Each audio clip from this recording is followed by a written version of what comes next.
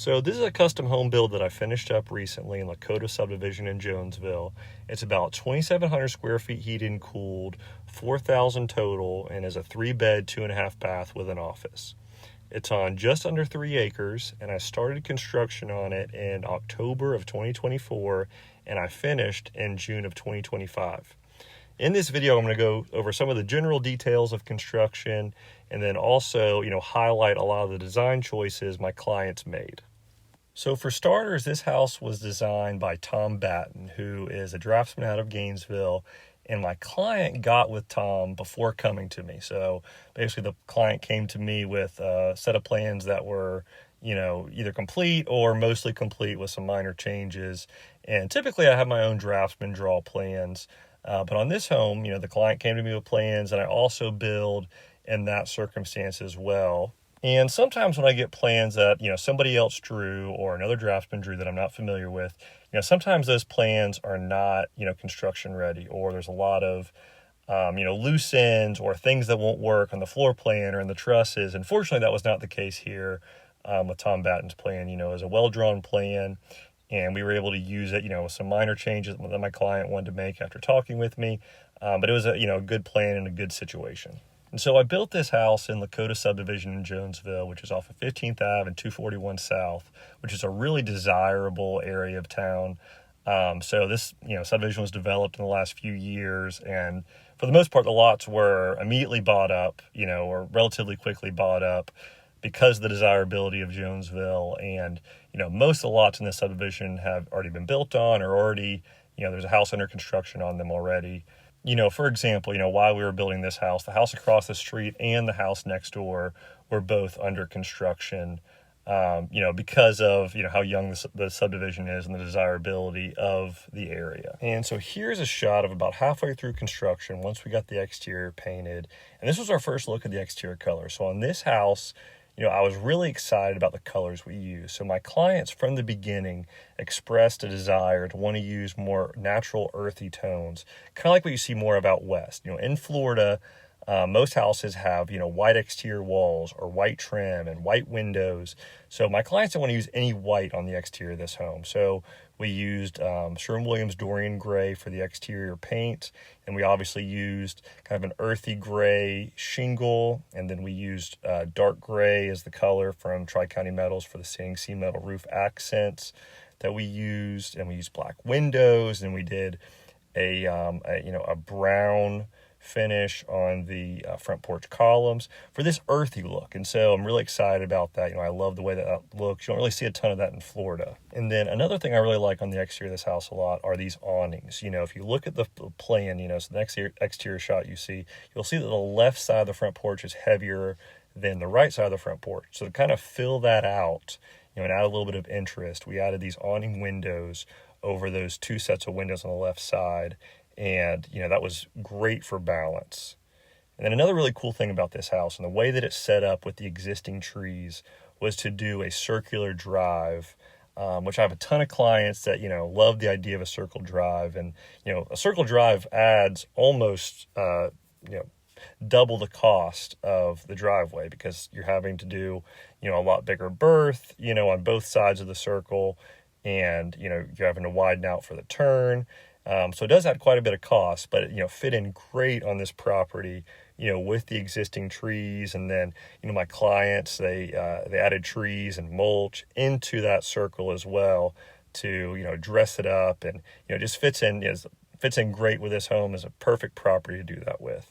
And really the landscaping in general, my clients went all in on the landscaping of this house, with the paver walkway and, the plants and trees and, obviously mulch throughout and quite a bit of sod, especially on larger pieces of property. It's tough, on a 3-acre piece of property, through construction, the whole property is going to get graded.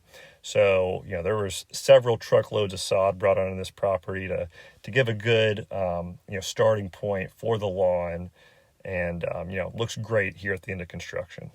And so entering the house through the foyer, you immediately get a feel for what my client was going for inside the house, with the tray ceiling and with the, the medium stained cypress, wood inside the tray ceiling and the light colored walls. this color palette and this contrast follows really throughout the whole house. For the wall color, we did Gossamer Veil from Sherwin-Williams, which is kind of like a light grayish.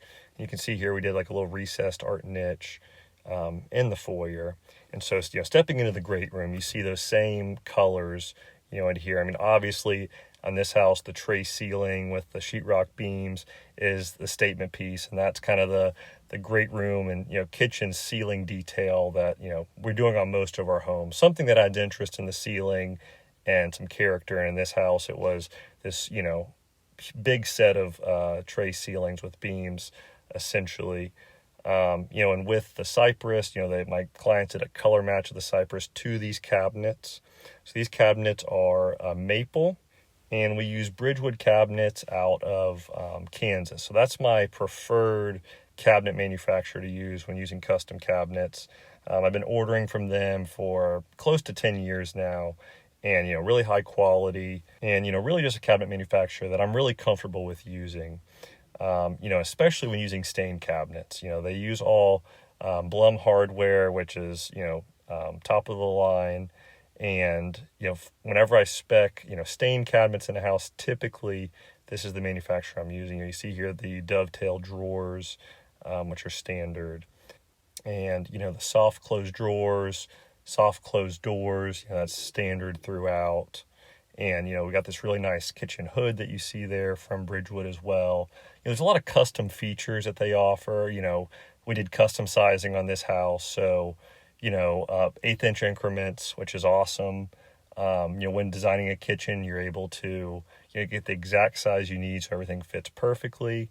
And so, that's definitely my go-to cabinet manufacturer for a situation like this. And then for the kitchen sink, so we used a farm sink, which is what I'm using on probably 75% of the houses I build now, especially on these modern farmhouse style homes. Obviously gives a great look. It gives a little bit more interesting detail in the kitchen, and that's what we used at this house. And then something else I'm doing standard on all my houses now are the countertop material running up the backsplash. I mean, it's so much cleaner, in my opinion, than using tile. It gives a seamless look, so there's color continuity. And so, you don't run the risk of, picking a white countertop and then your white backsplash not matching, because sometimes the whites don't match. So by, using the same material, you don't run that risk. And so here's a, shot of the pantry. Kind of a standard pantry that I do with, the closet shelving material ran through the pantry, and there's a shot of the laundry room. And then on the far side of the kitchen, we have a little bar area, and then we also have a mud bench in this hallway. Again, a standard mud bench that I do on most of my houses, built out of trim material, built on site. I use the butcher block seats because of their strength. And so, here's a good shot, looking at, from the island out into the great room. You see all the natural light. And we've got a lot of glass on the back side of this house. So older homes, things people complained about was not having enough natural light. That is not the issue in 2025. We're designing houses with, a lot of windows, lots of natural light coming in. Here's a shot of the linear electric fireplace, doing a lot of these as well nowadays. And so this is the office. We got an office with a closet. It could be a bedroom, but the purpose mainly is for an office here. And we got a nice accent wall. So I'm going to go over the way that I trim out my windows, because it's a little bit different than a lot of other builders. I like, whenever we do window trim, to do, wooden jambs. Obviously, 1x4 window casing is what we're looking at, and then wooden jambs. So not sheetrock, which is a little bit easier. I like to use real wood. It feels a little bit more authentic, feels a little bit more old school, and there's a continuity of the paint finish. And I also use 5/4 inch window sills, which nobody else really does in the area, but I love the look of that bulky window sill. It feels and looks substantial, and I love that thick look on the bottom of the windows. And so, now checking out the master bedroom, kind of a continuation of the color palette and some of the features that we have in the rest of the house. We've got that, tray ceiling with the sheetrock beams and the cypress tongue and groove. Then, that same accent wall that we had in the office is carried into the master. And so one important detail in my opinion is if you look at these windows in the master, they're up higher. Because that's where the bed's going to go, and we're going to have nightstands. And that higher nightstand window is a really good call. So that way you don't wind up putting nightstands in front of your windows.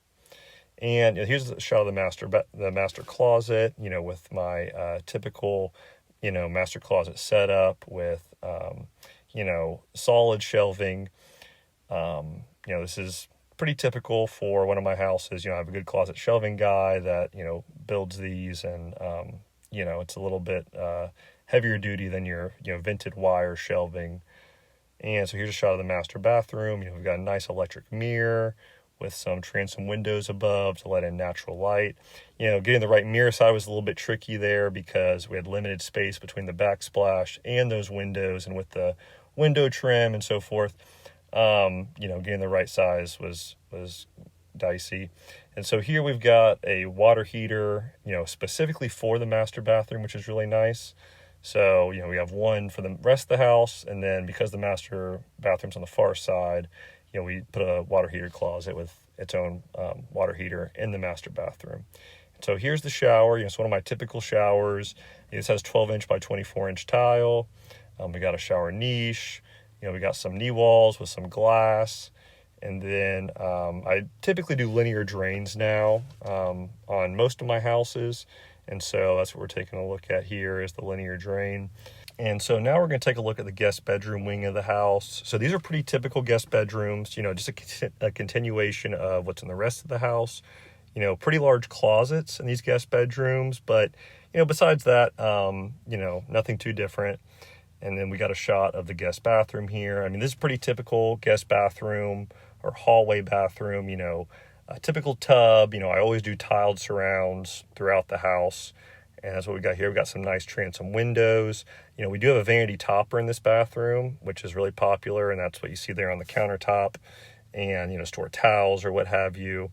And so here's, a shot of the other guest bedroom, which very similar to the other one. We've got a step-in closet, which is nice.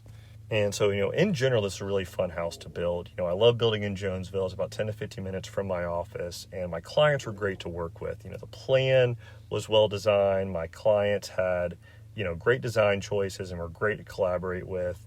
And, I really hope to build more houses like this in the future. And if you want to see more of my work, you can go to my website, just Google Amira Custom Homes, and I will be making more videos similar to this in the future highlighting my work.